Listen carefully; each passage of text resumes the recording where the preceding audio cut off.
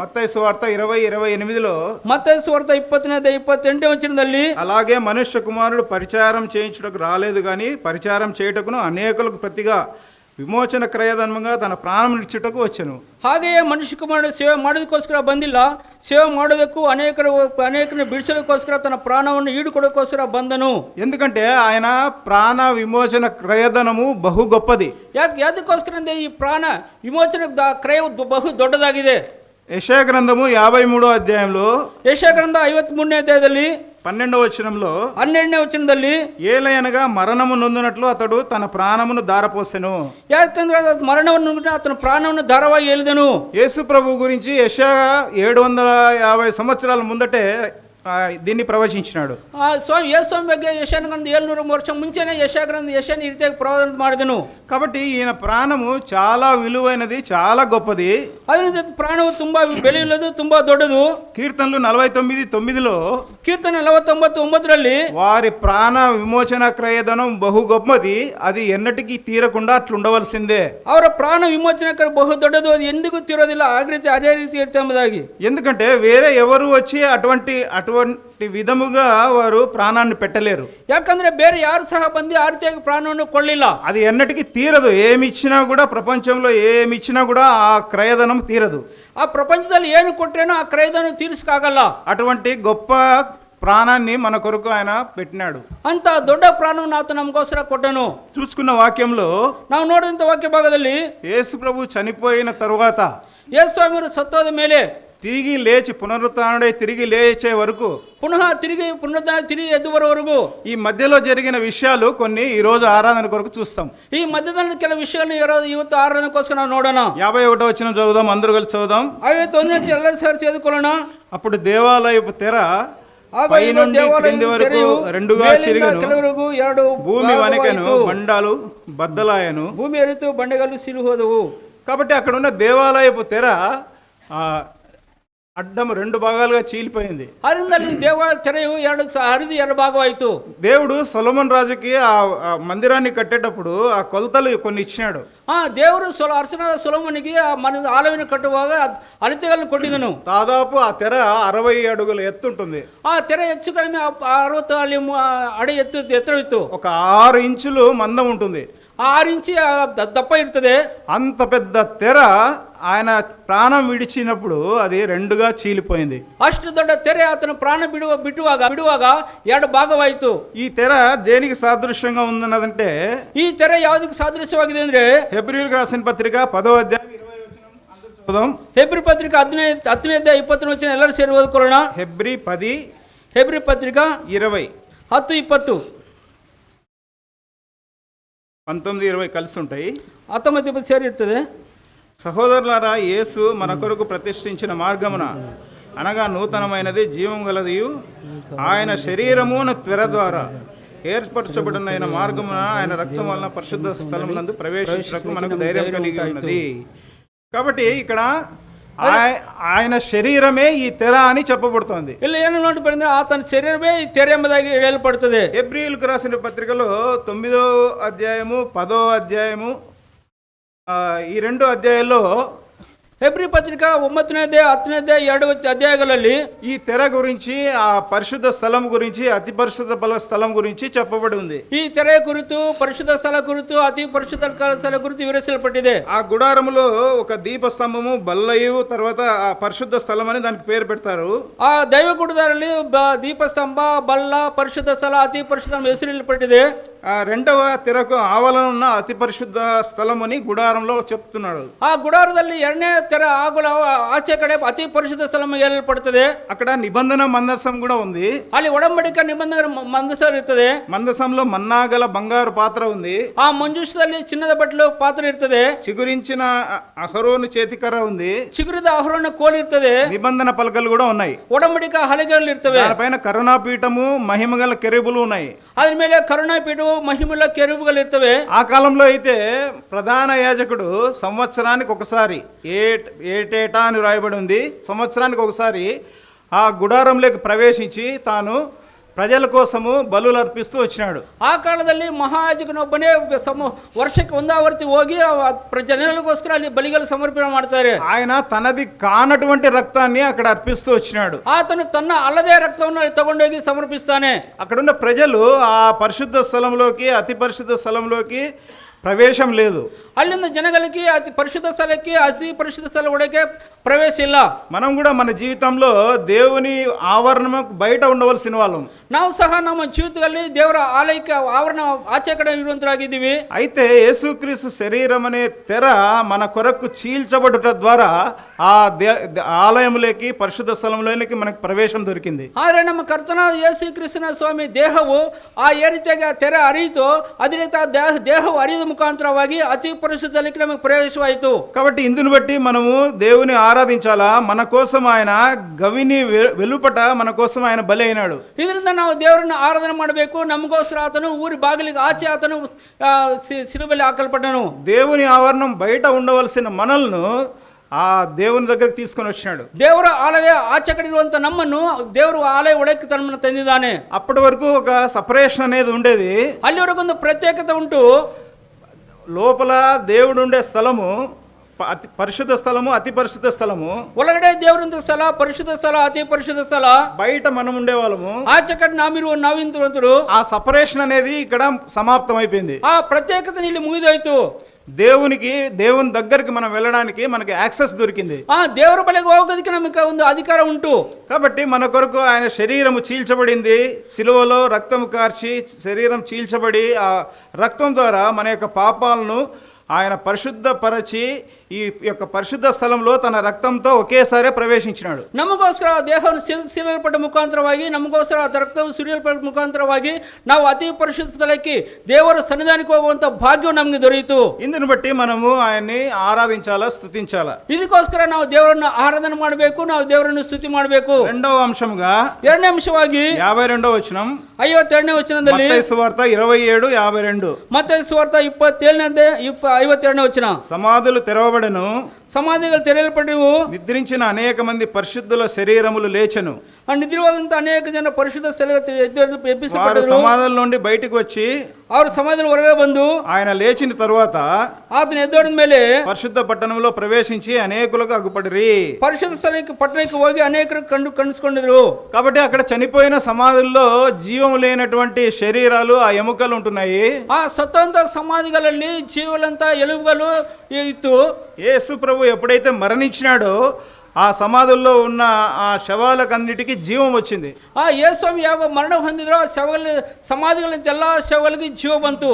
కాబట్టి మనం కూడా మన ఆత్మీయ జీవితంలో ఎఫెసీ 2:1 ప్రకారము పాపముల చేత, అపరాధముల చేత చచ్చిన వారమై ఉండగా ఆయన క్రీస్తుతో కూడా మనల్ని బ్రతికించినాడు. ನಾವು ಸಹ ನಮ್ಮ ಆತ್ಮೀಯ ಜೀವಿತದಲ್ಲಿ ಪಾಪ ಅಪರಾಧಗಳು ಸತ್ತಂತ ನಮ್ಮನ್ನು ಕ್ರಿಸ್ತನಲ್ಲಿ ನಮ್ಮನ್ನು ಆತನು ಬದುಕಿಸಿದನು. నిర్జీవమైన ఈ శరీరంలో ఆయన జీవాన్ని ఇచ్చినాడు. ఆ జీవములంత ದೇಹಕ್ಕೆ ಆತನು ಜೀವವನ್ನು ಕೊಟ್ಟಿದನು. అందును బట్టి ఆయన్ని మనం ఆరాధించాలి, స్తుతించాలి. ಅದರ ನಿಮಿತ್ತ ನಾವು ಆತನ ಆರಾಧನೆ ಮಾಡಬೇಕು, ನಾವು ಆತನ ಸ್ತುತಿ ಮಾಡಬೇಕು. మూడవ అంశముగా, ಮೂರನೇ ಅಂಶವಾಗಿ 54వ వచనం, 54 ವಚನದಲ್ಲಿ మత్తయి సువార్త 27:54. మత్తయి సువార్త 27:54 వచన, శతాధిపతియు ఆ శతాధిపతియు అతనితో కూడా యేసునకు కావలి ఉన్న వారును భూకంపమును జరిగిన కార్యములన్నిటి చూచి మిక్కిలి భయపడి నిజముగా ఆయన దేవుని కుమారుడని చెప్పుకొనిరి. నిజವಾಗಿ ఈతను దేవుని కుమారుడాಗಿದ್ದಾನೆಂದು ಅಂದರು. చనిపోయినప్పుడు అక్కడ ఒక భూకంపము కలిగింది. ಆತನ ಸತ್ತೋಗ ಅಲ್ಲಿ ಭೂಕಂಪ, ದೊಡ್ಡ ಭೂಕಂಪ ಉಂಟಾಯಿತು.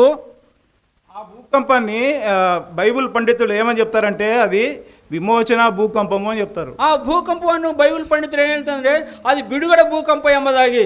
పరిశుద్ధ గ్రంథంలో ఇటువంటి భూకంపాలు 5 రికార్డు చేయబడి ఉన్నాయి. ఆ పరిశుద్ధ గ్రంథంలో ఇంత భూకంపాలు 5 బರೆಯಲ್ಪಟ್ಟಿವೆ. ఆయన పునరుత్థానుడై లేచినప్పుడు కూడా భూకంపం కలిగింది. ಆತನ ಪುನರುತ್ಥಾನ ಎದ್ದೋಡ ಮೇಲೆ ಭೂಕಂಪವಾಯಿತು. దాన్ని పునరుత్థాన భూకంపం అంటారు. ಅದನ್ನು ಪುನರುತ್ಥಾನ ಭೂಕಂಪ ಅಂತ ಹೇಳ್ತಾರೆ. ఇంకా ఒక 3 రకాల భూకంపాలు ఉంటున్నాయి. ಇನ್ನೂ 3 విధವಾದ భూకంపಗಳು ಉಂಟು. కాబట్టి ఆయన సృష్టించిన సృష్టి ఆయన మరణానికి ప్రతిస్పందించి ಭೂಮಿ ಕಂಪಿಂచింది, బండలు బద్దలైనాయి. ಅದರಿಂದ ಆತನ ಮರಣವನ್ನು ಆತನ ಸೃಷ್ಟಿ ಮಾಡಿದ ಸೃಷ್ಟಿ ಅದಕ್ಕೆ ಪ್ರತಿಸ್ತಂಭನ ತೋರಿಸಿ ಆತನ ಭೂಕಂಪವಾಯಿತು. ఇక్కడ ఒక శతాధిపతి అంటే ఆయన ఒక ఐజీ క్యాడర్ లో, ఇన్స్పెక్టర్ జనరల్ క్యాడర్ లో ఉంటాడు. ಇಲ್ಲಿ ಒಂದು శతాధిపతి ಅಂದ್ರೆ ಒಂದು ఇన్స్పెక్టర్ క్యాడర్ ఇರ್ತಾರೆ. తన జీవితంలో ఎంతో మందిని తన సిలువ వేయించినాడు. ఆతన జీవితంలో ఎಷ್ಟో జన ఆతన సిలువకి ఆశిస్తును. రోమా సామ్రాజ్యపు ఆ ప్రభుత్వం ఏమైతే ఆజ్ఞలు ఇచ్చినాయో దాన్ని అమలు పరుస్తూ వచ్చినాడు. ఆ రోమా అధికారం ఏనని ఆజ్ఞ కొడుతుందో ಅದನ್ನೆಲ್ಲ అమలు పరుస్తా ಬಂದಿದನು. ఎంతో మంది ఆ సిలువలో ప్రాణాలు పెట్టి ప్రాణాలు కోల్పోయేది తన కన్నులారా చూసినాడు. ఎಷ್ಟో జన ఆ సిలువెళ్ళి ప్రాణం బిಟ್ಟು తన కన్నారు ನೋಡಿದನು. అయితే యేసు ప్రభు మరణించినప్పుడు ఆయనలో కూడా ఒక భయం అనేది కలిగింది. ಆದ್ರೆ ಯೇಸು ಸ್ವಾಮಿ ಅವರು ಪ್ರಾಣ ಬಿಡುವಾಗ ಆತನಲ್ಲಿ ಸಹ ಒಂದು ಭಯ ಉಂಟಾಯಿತು. తన జీవితంలో ఇంతవరకు ఇటువంటి మరణాన్ని తాను చూడలేదు. తన జీవితంలో ఇంత మరణం ఎందుకు సహా తను కండిಲ್ಲ. ఆయన నిజముగా ఆయన దేవుని కుమారుడని సాక్ష్యం ఇస్తున్నాడు. ಆತನ ಹೇಳ್ತಾನೆ ನಿಜವಾಗಿ ಇತನು ದೇವರ ಮಗನೆಂದು ಸಾಕ್ಷಿ ಕೊಡುವಂತನಾಗಿದ್ದಾನೆ. లూకాసు వార్త 23:47 కూడా ఇది రాయబడి ఉంది. ಲೂಕಾಸ್ ವಾರ್ತೆ 23:47 ఇది బయలుపడిದೆ. 23:47 లూకాసు వార్త 23:45 అందరూ కలిసి చదువుకుందాం. లూకాస్ వార్త 23:45 వచ్చిన 47 47 శతాధిపతి జరిగినది చూచి ఈ మనుష్యుడు నిజముగా నీతిమంతుడై ఉండనని చెప్పి దేవుని మహిమపరిచినాడు. ಆ ಶತಾಧಿಪತಿ ನಡೆದ ಸಂಗತಿಯನ್ನು ನೋಡಿ ಈ ಮನುಷ್ಯನು ಸತ್ತು ನಿಜವೇ ಎಂದು దేవురನ್ನು ಕೊಂಡಾಡಿದನು. కాబట్టి యేసు ప్రభు యొక్క మరణాన్ని శతాధిపతి చూసి తాను ఈయన నిజంగా దేవుని కుమారుడని సాక్ష్యం ఇచ్చి దేవుని మహింపరిచినాడు. ఆ శతాధిపతి యేసు స్వామి మరణం ಹೊಂದಿ ನೋಡಿ అతను నిజವಾಗಿ దేవుని మగనని సాక్షి కొట్టెదను. కాబట్టి ఆయన మరణానికి మనం కూడా స్పందించి దేవుని కుమారుడని నిజంగా మనం ఒప్పుకొని సంఘములో దేవుని మహింపరచాలి, మన ఆత్మతో సత్యంతో ఆరాధించి. ಅದರಿಂದ ಆತನ ಮರಣಕ್ಕೆ ನಾವು ಸಹ ಸ್ಪಂದಿಸಿ ಈತ ನಿಜವಾಗಿ ದೇವರ ಕುಮಾರನೆಂಬುದಾಗಿ ದೇವರ ಸಭೆಯಲ್ಲಿ ನಾವು ಸಾಕ್ಷಿ ಕೊಡಬೇಕು. ನಾಲ್ಕನೇದಾಗಿ మత్తయి సువార్త 27:55లో మత్తయి సువార్త 27:55 వచనದಲ್ಲಿ యేసునకు ఉపచారం చేయుచు గలిలయ నుండి ఆయన వెంబడించిన అనేక మంది స్త్రీలు అక్కడ దూరం నుండి చూచుచుండ్రి. ಇದಲ್ಲದೆ ಅನೇಕ ಸ್ತ್ರೀಯರು ಅಲ್ಲಿದ್ದು ದೂರದಿಂದ ನೋಡುತ್ತಿದ್ದರು. ಇವರು ಯೇಸುವನ್ನು ಸೇವೆ ಮಾಡುತ್ತಾ ಗಲಾಲಿಂದ ಆತನ ಹಿಂದೆ ಬಂದಿದ್ರು. కాబట్టి ఆయన సిలువ ఎత్తుకొని వచ్చేటప్పుడు అనేక మంది స్త్రీలు ఆయనకి ఉపచారం చేశారు. ಆತನ ಅದರಿಂದ ಸಿಲುವ ಎತ್ತುಕೊಂಡು ಬರುವಾಗ ಅನೇಕ ಸ್ತ್ರೀಯರು ತನಗೆ ಪರಿಚಯ ಮಾಡಿದರು. ఆయన శరీరంలో ఉండే మనిషి ఆయన ఎంతో బాధపడుతున్నాడు, చాలా ఇబ్బందిలో ఉన్నాడు, ఆయనకి వారు ఉపచారం చేసినారు. ಅದರಿಂದ ಆತನ ಶರೀರದಲ್ಲಿರುವಂತಹ ಮನುಷ್ಯನು ತುಂಬಾ ವೇದನೆ ಪಡ್ತಾ ಇದ್ದಾನೆ, ತುಂಬಾ ಕಷ್ಟ. ಅದರಿಂದ ಆ ಸ್ತ್ರೀಯರು ಆತನಿಗೆ ಸೇವೆ ಮಾಡಿದರು. వారు ఆయనకి పరిచర్య చేసినారు, ಅವರಿಗೆ ಸೇವೆ ಮಾಡಿದರು. కాబట్టి అటువంటి ధన్యత అది స్త్రీలకు ఇవ్వబడింది. అంత భాగ్యము ఆ స్త్రీలకు కొట్టబడిತು. కాబట్టి దేవుని యొక్క పరిచర్యలో మనకు కూడా మనము అటువంటి అవకాశాలు వచ్చినప్పుడు పరిచర్యలో మనం కూడా విరివిగా ముందుకు చేస్తూ వెళ్ళాలి. ಅದರಿಂದ ದೇವರ ಸೇವೆ ನಮಗೆ ಅವಕಾಶ ಕೊಡುವಾಗ ನಾವು ಹೆಚ್ಚಾಗಿ ದೇವರ ಸೇವೆಯನ್ನು ಮಾಡಬೇಕು. ಐದನೇದಾಗಿ ಮತ್ತಾಯಿ ಸುವಾರ್ತೆ 27:57 మత్తయి సువార్త 27:57 వచన అందరూ కలిసి చదువుకుందాం. ಎಲ್ಲರೂ ಸೇರಿ ಓದಿಕೊಳ್ಳೋಣ. ಸಂಜೆಯಾದಾಗ ಅರಿಮಥೆಯನಾದ ಯೋಸೇಫನೆಂಬ ಒಬ್ಬ ಧನವಂತನು ಬಂದನು. ಇವನು ಸಹ ಯೇಸುವಿನ ಶಿಷ್ಯನಾಗಿದ್ದನು. ఇక్కడ రహస్యముగా యేసు ప్రభు శిష్యుడైనటువంటి అరిమతయ యోసేపుని గురించి రాయబడింది. ಇಲ್ಲಿ ಸಹ ಯೇಸು ಸ್ವಾಮಿ ರಹಸ್ಯ ಶಿಷ್ಯನಾದಂತ ಅರಿಮಥನ యోసేపుని ಬಗ್ಗೆ ಬರೆಯಲ್ಪಟ್ಟಿತು. ఈ అరిమతయ యోసేపు ఆ రోమా సామ్రాజ్యంలో ఒక మంచి పొజిషన్ లో ఉన్నాడు. ఈ అరిమతయ యోసేపును రోమా సామ్రాజ్యದ ಒಳ್ಳೆಯ ಪೋಸ್ಟ್ ನಲ್ಲಿ ಇದ್ದ. ఆ పట్టణము యొక్క పట్టణం మున్సిపల్ కార్పొరేషన్ యొక్క సభ్యుడై ఉంటున్నాడు. ఆ పట్టణం కార్పొరేషన్ సభ్యునాగిದ್ದನು. అయితే ఆయన బహిరంగంగా యేసు శిష్యుడు కాదు, కానీ రహస్యంగా యేసు ప్రభు శిష్యుడుగా కొనసాగుతున్నాడు. ಆದರೆ ಬಹಿರಂಗವಾಗಿ ಯೇಸು ಸ್ವಾಮಿ ಶಿಷ್ಯನಾಗಿರಲಿಲ್ಲ, ರಹಸ್ಯವಾಗಿ ಯೇಸು ಸ್ವಾಮಿ ಶಿಷ್ಯನಾಗಿ ಹಿಂಬಾಲಿಸುತ್ತಿದ್ದನು. ఒకవేళ బహిరంగంగా తను కొనసాగితే ఆ రోమా ప్రభుత్వం అతని పైన చర్యలు తీసుకుంటుంది. ಒಂದು ವೇಳೆ ಬಹಿರಂಗವಾಗಿ ಆತನ ಯೇಸು ಸ್ವಾಮಿని ಹಿಂಬಾಲಿಸಿದ್ರೆ ಆ ರೋಮ ప్రభుత్వం అతని ಮೇಲೆ కఠిన చర్య తగులుతుంది. అయితే యేసుక్రీస్తు ప్రాణం విడిచి మరణించినప్పుడు ఈయన తెగించినాడు. ಆದರೆ ಯೇಸು ಸ್ವಾಮಿ ಪ್ರಾಣ ಬಿಟ್ಟು ಮರಣ ಹೊಂದ ಮೇಲೆ ಈತನ ಏನ್ ಮಾಡಿದಾನೆ, ಆಚೆ ಬಂದಿದನು. మార్క్స్ వార్త 15:43 ఆ విషయం రాయబడి ఉంది. మార్క్స్ వార్త 15:43 వచనದಲ್ಲಿ ಆ ವಿಷಯ ಬರೆಯಲ್ಪಟ್ಟಿದೆ. అందరూ కలిసి చదువుకుందాం. ಎಲ್ಲರೂ ಸೇರಿಕೊಂಡು గనుక సాయంకాలం అయినప్పుడు అరిమతయ యోసేపు అరిమతయ తెగించి యోసేపు ಬಂದು పిలాతును వద్దకు వెళ్ళి ಪಿಲಾತನ యేసు ಬಳಿಗೆ దేహం ಹೋಗಿ ఇమ్మని ಯೇಸು అడిగాను. ದೇಹವನ್ನು ತನಗೆ ಕೊಡಬೇಕು అతడు ಎಂದು ఘనత వహించిన ఒక ಕೇಳಿಕೊಂಡನು. సభ్యుడై ಇವನು దేవుని ಯೇಸು రాజ్యం కొరకు ಧನವಂತನು, ఎదురు చూస్తున్నవాడు. ದೇವರ ರಾಜ್ಯವನ್ನು ಎದುರು ನೋಡುತ್ತಿದ್ದನು. కాబట్టి ఘనత వహించిన సభ్యుడై ఉంటున్నాడు, దేవుని రాజ్యం కొరకు ఎదురు చూస్తున్నాడు. ఈతను ఘనవంతను, దేవర రాజ్యವನ್ನು ఎదురు ನೋಡುವಂತನು. కాబట్టి పిలాతు యొద్దకు వెళ్ళి ఆయన యేసు శరీరం ఇమ్మని అడిగినప్పుడు ಅದನ್ನ ಪಿಲಾತನ ಬಳಿಗೆ ಹೋಗಿ ಯೇಸು ದೇಹವನ್ನು ಕೊಡಬೇಕೆಂದು ಕೇಳುವಾಗ ఆ రోమా సామ్రాజ్య ప్రభుత్వం ఇతని పైన చర్య తీసుకోవచ్చు.